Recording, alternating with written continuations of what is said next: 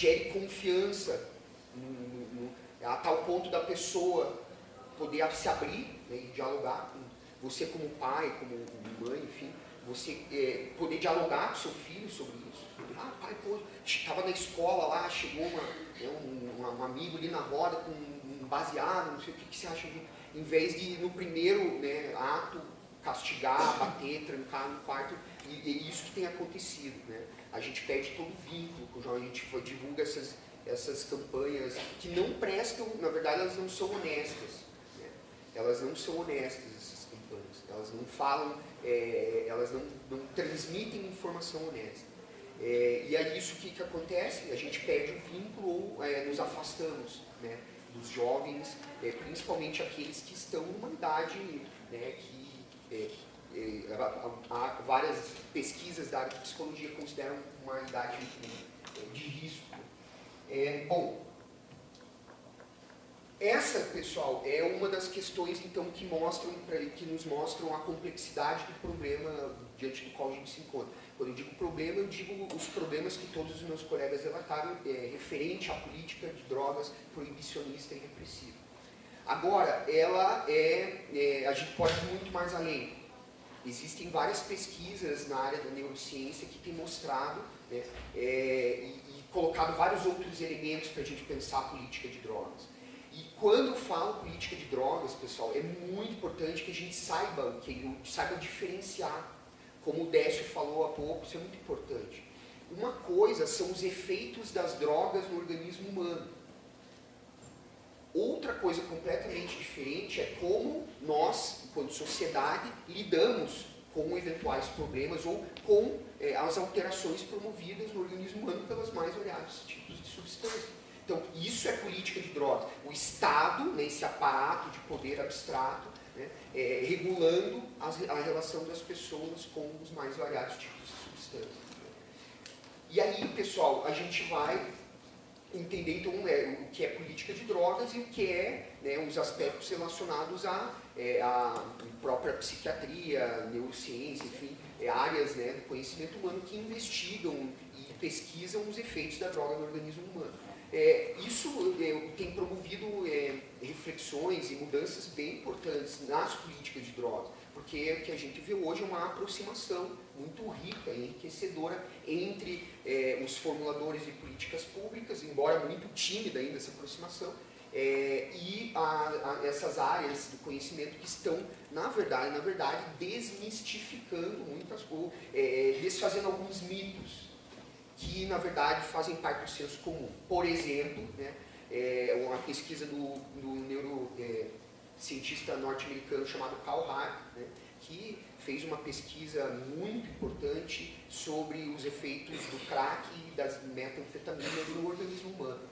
E ele, ao final da sua pesquisa, ele comprovou que, na verdade, não há nada que nos permita afirmar do ponto de vista científico que uma pessoa que fume crack ela vai se viciar na primeira experiência, ou que a pessoa, até mesmo mais usuário de crack, ele vai perder totalmente o discernimento e perder a capacidade de fazer escolhas. O que ele quer dizer com isso? Ele quer dizer que é muito simplista nós dizermos, por exemplo, uma pessoa age de uma forma violenta ou comete algum crime pelo efeito da droga agindo no organismo.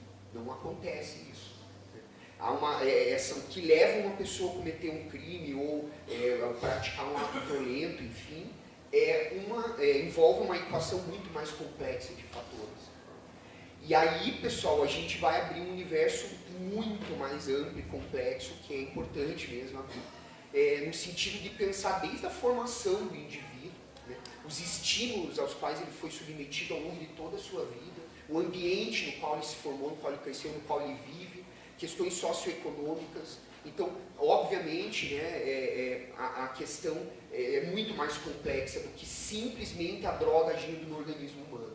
O que acontece é que nós passamos o próprio Carl Hart, ele começou a questionar os critérios de cientificidade utilizados por algumas pesquisas lá do início, né, da década de 60, que foram, na verdade, base de tudo aquilo que a gente acredita, que a gente sabe sobre os efeitos da droga no organismo humano. E que nos levou a acreditar em alguns mitos que hoje estão sendo, né, criticados, estão sendo relativizados. Agora, quando eu digo, então, pessoal, essa questão é muito mais complexa do que simplesmente a droga agindo no organismo humano, e falo da questão da formação do indivíduo, eu chego na minha conclusão, aqui na minha parte final, porque eu quero deixar mais espaço para um diálogo, que é uma das áreas nas quais eu estou concentrado hoje. Na verdade, para mim, a grande área sobre a qual estou debruçado hoje é essa, a educação. E o que isso tem a ver? Vejam como se dá um processo, pessoal. Basicamente, nós temos um modelo pedagógico, né, que enfileira as pessoas em carteiras, né, desde muito cedo. Né. Nós somos submetidos ao mesmo conteúdo padronizado, somos avaliados por testes padronizados, somos, de uma certa forma, exigidos que tenhamos um acompanhamento, mesma dinâmica, no mesmo ritmo. Né.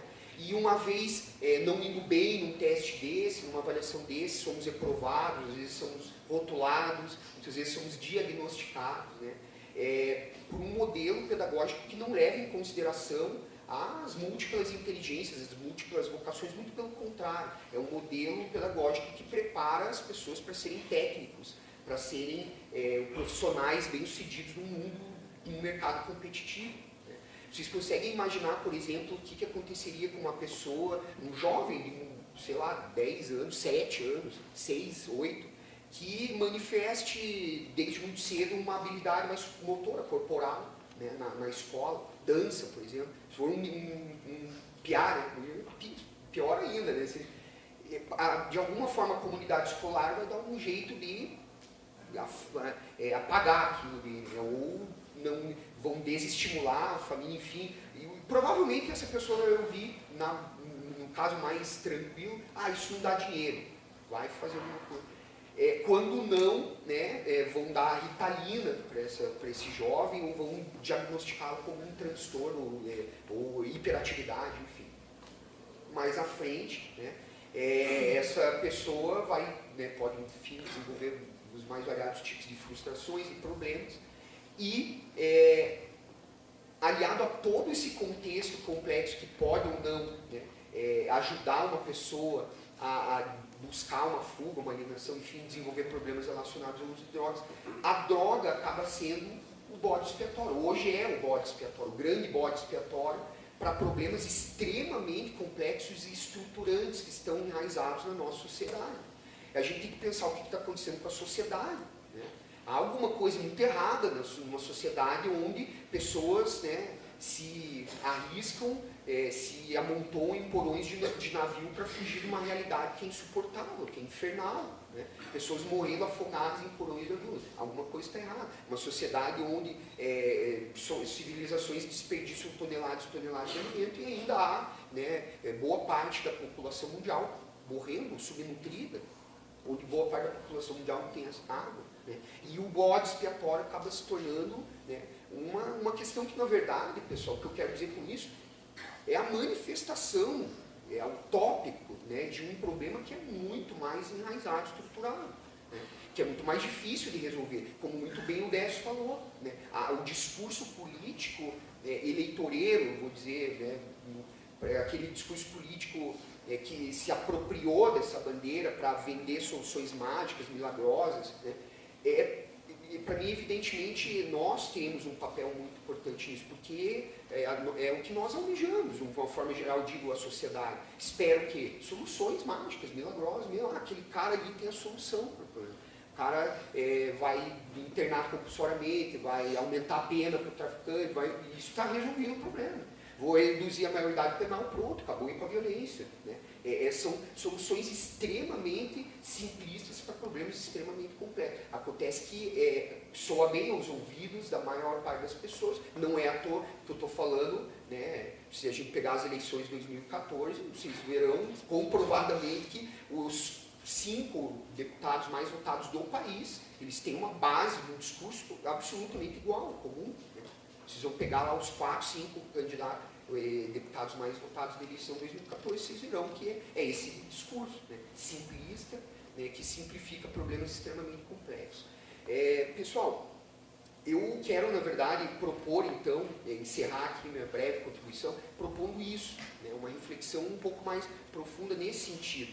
Vejam assim, quando eu proponho um olhar complexo sobre esse problema, que, como eu estou, né, tentando refletir, apresenta várias questões, enfim, que acabaram sendo simplificadas por esse processo, né, de proibicionismo, de disseminação da cultura do medo, terror, de repressão e tal, que não nos permite avançar e dialogar sobre soluções concretas, políticas públicas, etc.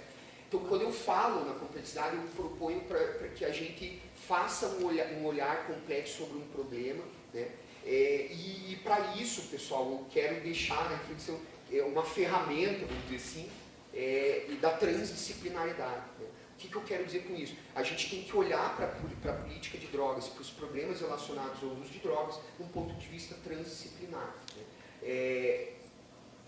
Se vocês pararem para pensar, pessoal, isso também é um problema, na verdade, muito mais amplo, né? Que ainda é vamos dizer assim, um fruto, uma decorrência daquela lógica cartesiana, né? De aprender ou de conhecer a realidade, tudo dividido, né? Em disciplinas e tal. E o que se propõe hoje é um olhar além das disciplinas. Porque se a gente for pensar bem, na verdade, essa disciplinarização do conhecimento da realidade, né, do conhecimento humano, ele só acontece num nível mental, nós fazemos isso. Porque na realidade, essas divisões, elas não existem. Né?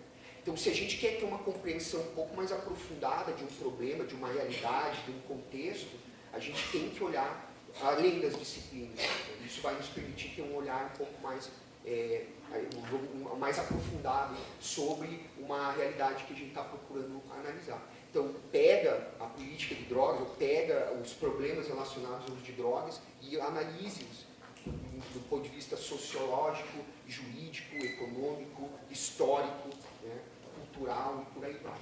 Que é o que se propõe com essa reflexão acerca da complexidade do problema no qual a gente se encontra. Espero ter contribuído e eu vou ficar bem à disposição para perguntas.